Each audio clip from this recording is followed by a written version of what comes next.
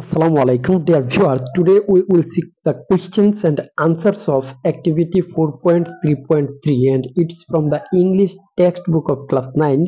So, to join with us, you can open at page 55. Here is the activity, that means from 4.3.3.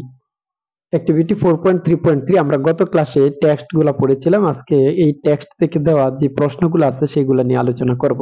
Mister Collins সম্পর্কে আমরা পড়েছিলাম, ওই টেক্সটের আলোকে প্রশ্ন দেওয়া আছে। Let's check our understanding of the text by answering the questions. চলো প্রশ্নগুলোর উত্তর দেওয়ার মাধ্যমে আমরা কতটুকু বুঝেছি টেক্সটটা সেটা যাচাই করি, চেক করে নিই। How was Mister Collins childhood? Mister কলিন্সের চাইল্ডহুড বা শৈশবকালটা কেমন ছিল? B, how did Mister Collins father influence him? কিভাবে জনাব কলিন্সের পিতা তাকে প্রভাবিত করেছিলেন? C, what lucky event introduced Mister Collins to Lady Catherine de Bourgh? কোন সৌভাগ্যজনক ঘটনা জনাব কলিন্সকে লেডি ক্যাথরিন ডি বার্গের সাথে পরিচয় করালো? What does a mix of pride and humbleness, self importance and obedience tells us about mister Collins? Mister Collins সম্পর্কে এই শব্দগুচ্ছ কি ধারণা দেয়? কোন শব্দগুচ্ছটা? এই যে প্রাইড এন্ড হাম্বলনেস, গর্ব এবং বিনয়, আত্ম অহংকার এবং নম্রতা, এই সবগুলার সংমিশ্রণ। এই যে ফ্রেজটা, সেটা তার সম্পর্কে আমাদের কি বার্তা দেয় বা কি বোঝাতে চায়? What ideas about society might the author be expressing through mister Collins? জনাব কলিন্সের মাধ্যমে লেখিকা সমাজ সম্পর্কে কোন বার্তা দিতে চাচ্ছেন বা যাচ্ছেন বলে মনে হয়? মাইটি দিতে পারেন, অর্থাৎ কলিন্সের মাধ্যমে তিনি সমাজ সম্পর্কে কি দিতে পারেন, কোন আইডিয়া বা ধারণা দিতে পারেন? এই হচ্ছে প্রশ্ন। এগুলার আমরা উত্তর খুঁজবো। সরাসরি আমরা উত্তরগুলা লিখে নিতে পারি। আমাদের প্রশ্ন ছিল প্রথমটা, জনাব কলিন্সের শৈশবকাল কেমন ছিল? How was Mister Collins childhood? তাহলে এই প্রশ্নের উত্তরে আমরা বলবো, Mister Collins childhood was not bright or smooth. জনাব কলিন্সের শৈশবকালটা খুব উজ্জ্বল বা মসৃণ ছিল না। In childhood he had a deficiency of nature. শৈশবে তার চারিত্রিক ত্রুটি ছিল। His years of upbringing and growth were spent under the strict guidance of an uneducated and conservative father. তার শৈশবের দিনগুলা এবং তার বেড়ে ওঠাটা অতিবাহিত হয়েছে একজন অশিক্ষিত এবং রক্ষণশীল পিতার তত্ত্বাবধানে। স্ট্রিক্ট গাইডেন্স মানে কঠোর তত্ত্বাবধানে, একজন অশিক্ষিত এবং রক্ষণশীল পিতার কঠোর তত্ত্বাবধানে তার শৈশবের বেড়ে ওঠা এবং শৈশবের লালন পালন হওয়া এবং বেড়ে ওঠা কাজটা হয়েছে। তারপরে প্রশ্নটা ছিল, মিস্টার কলিন্সের পিতা কিভাবে তার চরিত্রের উপরে প্রভাব ফেলেছিল, তার চরিত্রে কতটুকু প্রভাব রেখেছিল? তো এই প্রশ্নের উত্তরে আমরা এইভাবে লিখবো, মিস্টার কলিন্স ফাদার ইনফ্লুয়েন্সড হিম নেগেটিভলি। জনাব কলিন্সের পিতা তাকে নেতিবাচক ভাবে প্রভাবিত করেছিল। প্রশ্ন ছিল কিভাবে প্রভাবিত করেছিল? আমরা উত্তরে বলতেছি যে নেতিবাচক ভাবে প্রভাবিত করেছিল। His father had a negative impact on the formation of his character.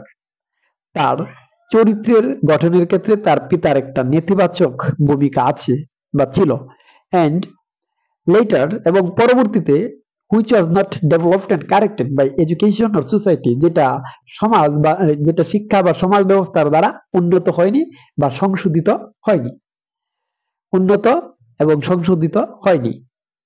তারপরে ছিল, কোন সৌভাগ্যজনক সুযোগ তাকে লেডি ক্যাথরিন ডি বার্গের সাথে পরিচয় করালো? What lucky event? এই প্রশ্নের উত্তরে আমরা বলতেছি, when the living of Hansford was vacant, যখন হান্সফোর্টের বাড়িটি শূন্য ছিল, Mister Collins got a lucky chance, তখন মিস্টার কলিন্স একটি সৌভাগ্যজনক সুযোগ পান to be introduced to Lady Catherine de Bourgh, Lady Catherine de বার্গের সাথে পরিচিত হওয়ার। তারপরে ছিল একটা ফ্রেজ, যে ফ্রেজটা ছিল এই ধরনের, a mixture of pride and humbleness. তিনি গর্ব এবং বিনয়ের সংমিশ্রণ, আত্ম অহংকার এবং নম্রতা, এই সবগুলার সংমিশ্রণে একজন ব্যক্তি ছিলেন। এই ফ্রেজ দ্বারা কি বোঝাতে চাচ্ছে?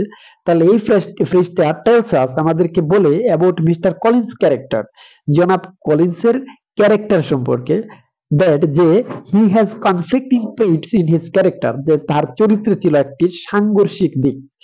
হি হ্যাজ মানে তার আছে, কনফ্লিক্টিং ট্রেটস মানে হচ্ছে কি সাংঘর্ষিক বৈশিষ্ট্য, ট্রেটস মানে বৈশিষ্ট্য, কনফ্লিক্টিং মানে সাংঘর্ষিক, ইন হিজ ক্যারেক্টার মানে তার চরিত্রে সাংঘর্ষিক বৈশিষ্ট্য আছে। হি ইজ প্রাউড কারণ তিনি গর্বিত, পম্পাস মানে আড়ম্বরপূর্ণ, এন্ড সেলফ কনসিডেড এবং আত্ম অহংকারী, অ্যাজ এ ক্লার্জিম্যান এন্ড রেক্টর একজন পাদ্রী এবং রেক্টর হিসাবে। এট দ্য সেম টাইম একই সাথে he is very obedient and sycophant তিনি খুবই ভদ্র বা বিনয়ী হন এবং খুবই তুষামোদকারী। কখন? In the presence of Lady Catherine de Bourgh, Lady Catherine de বার্গের উপস্থিতির সময়। যখন লেডি ক্যাথরিন ডি বার্গ আসেন তখন তিনি হয়ে যান খুবই বিনয়ী এবং তুষামোদকারী। তাহলে তার চরিত্রে বিপরীত দিক বা সাংঘর্ষিক দিক আছে। তারপরে প্রশ্নটা ছিল লেখক এই মিস্টার কলিন্সের চরিত্রের মাধ্যমে কি বার্তা দিতে যাচ্ছেন সমাজ ব্যবস্থা সম্পর্কে, কি ধারণা দিতে চাচ্ছেন।